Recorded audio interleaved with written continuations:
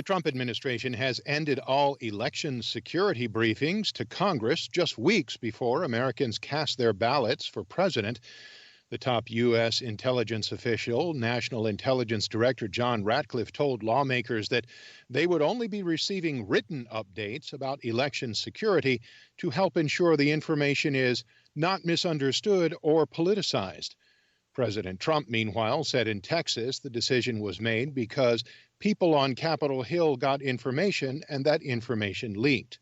House Speaker Nancy Pelosi is calling the decision a shocking abdication of the lawful responsibility to keep Congress informed and a betrayal of the public's right to know how foreign powers are trying to subvert their democracy. President Donald Trump spent Saturday looking at damage from Hurricane Laura. AP correspondent Shelley Adler reports. I'm here to support the great people of Louisiana. First stop for President Donald Trump was Lake Charles, Louisiana. Already met some people that have been absolutely devastated. This was a tremendously powerful storm. His visit to both Louisiana and Texas comes 2 days after the Category 4 storm slammed the Gulf Coast. Hundreds of thousands still remain without power or water, and it could be that way for weeks or months. I'm Shelley Adler. Norwegian cyclist Alexander Kristoff has won the opening stage of the Tour de France, which had been delayed by several weeks because of the coronavirus outbreak. Kristoff outsprinted Danish world champion Mads Pedersen in a 156-kilometer ride around Nice. New rules limit crowd sizes, and any team that has more than 2 members, including support staff, test positive for the virus will be eliminated from the race.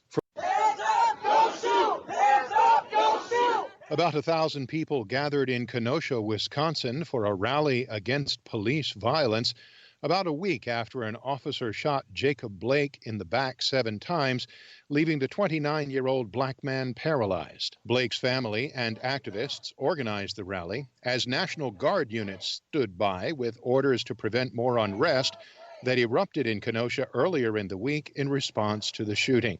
The 29-year-old Blake was shot in the back 7 times August 23rd, leaving him partially paralyzed.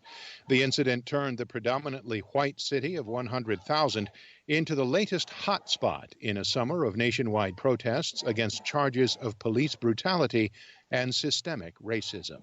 The Belarus government has cracked down hard on the news media, deporting some foreign journalists reporting in the country and revoking the accreditation of many Belarusian journalists. 2 Moscow-based AP journalists covering the recent protests in Belarus were deported to Russia on Saturday.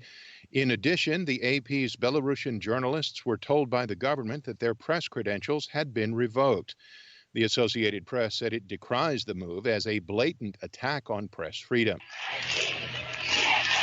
Meanwhile, thousands of Belarusian women marched in downtown Minsk to protest the recent elections that officials said gave President Alexander Lukashenko a 6th term.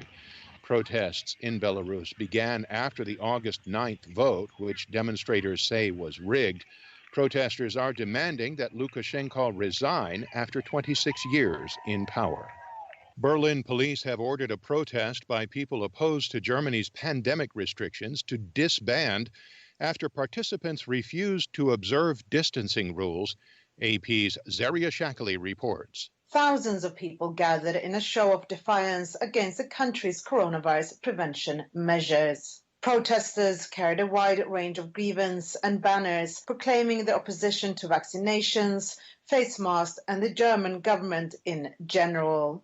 Prior to the protest, the Berlin regional government had sought to ban the protests, citing rallies earlier this month where rules intended to stop the virus being spread weren't respected.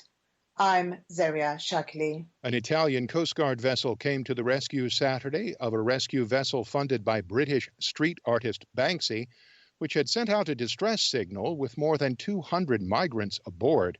An Italian Coast Guard patrol boat was launched from Lampedusa and took on board the migrants most in need of aid, many of them women and children.